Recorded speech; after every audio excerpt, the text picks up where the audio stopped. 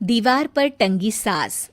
पंजाबी में कहावत है, सास चंगी होवे या ते दीवार ते टंगी होवे। संगीता की शादी भी एक ऐसे ही घर में होती है जहां उसकी सास दीवार पर टंगी होती है। ससुर और पति शादी के पहले दिन उसे सास के फोटो के सामने ले जाते हैं, जहां ससुर जी कहते हैं, बेटा बेटा संगीता, ये तुम्हारी सास थी, बहुत नेक और भली, लेकिन थोड़ी गुस्सैल थी। गुस्सा आने पर सब तहस नहस कर देती थी, पर अब ये इस दुनिया में नहीं है। हाँ संगीता, माँ होती तो तुम इनकी कोई बात टाल नहीं सकती थी, वरना तो माँ घर में भूचाल ले आती। संगीता मन में खुश होती है कि अच्छा है कि ऐसी औरत अब इस घर में नहीं है, लेकिन दिखावे के लिए वो जैसे ही सास की फोटो के सामने हाथ जोड़कर खड़ी होती है, ये क्या? सास उसे देखकर मुस्कुराने लगी। संगीता आंखों को मलकर एक बार फिर से देखती है, लेकिन फिर सास के चेहरे का भाव, भंगिमा यानी एक्सप्रेशन बिल्कुल बदले होते हैं। वो अपने पति और ससुर को कहती है, माँ की तस्वीर तो स्माइल कर रही है। ना ना बेटी, ये कैसे संभव है? जरूर तुम्हें कोई गलती हुई होगी, ऐसा कैसे हो सकता है? लगता है तुम शादी की सारी फॉर्मेलिटी करते करते थक गई हो, तुम्हें आराम की जरूरत है संगीता। खैर, सारे संगीता की बात को इग्नोर कर कमरे में चले जाते हैं। वैसे सास की फोटो पर एक्सप्रेशन एक के बाद एक बदलते ही रहते हैं। सुबह होती है, पति और ससुर को काम पर भेजकर संगीता कमरे की सफाई करने में लग जाती है कि तभी उसे आवाज आती है, टेबल ठीक से साफ करो। ऐसे भी कोई टेबल साफ करता है? इससे अच्छा तो ये गंदा ही था। किसी औरत की आवाज सुन संगीता दंग रह जाती है और सोचने लगती है कि आवाज कहाँ से आई। आवाज को नजरअंदाज कर वो फिर से अपना काम करना शुरू करती है, लेकिन इस बार तो आवाज बिल्कुल उसके कान के पास से आती है। मेरा घर है ये।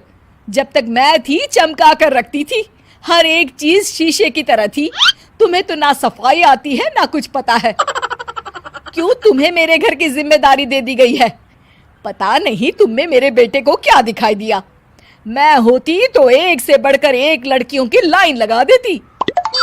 अब संगीता को समझने में देर नहीं लगी कि ये आवाज किसी और की नहीं बल्कि उसकी सास की है, जो दीवार पर टंगी है।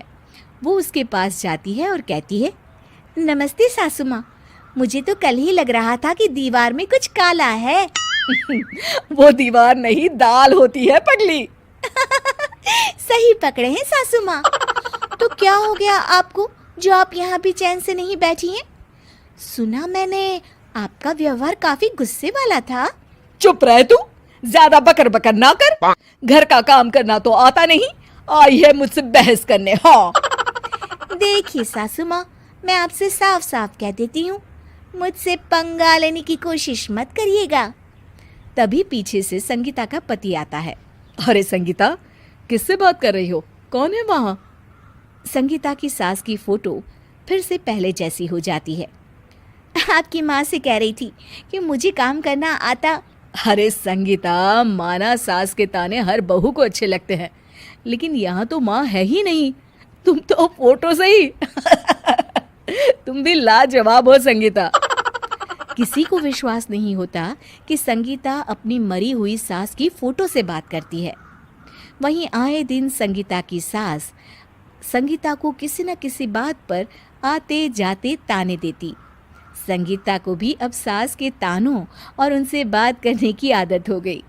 वो कभी खानदान की कहानी तो कभी तीज त्योहार कैसे मनाए या किसी व्यंजन की रेसिपी सास से ही पूछती। सारा दिन घर में अकेली संगीता की सास अब उसके लिए तानों के साथ पक्की साथी की तरह भी रहने लगी थी, जो किसी और को नहीं बल्कि संगीता को ही सुनाई देती। तो देखा आपने, सास बहू का रिश्ता हर रिश्ते से ऊपर होता है, फिर चाहे वो खट्टा हो या मीठा।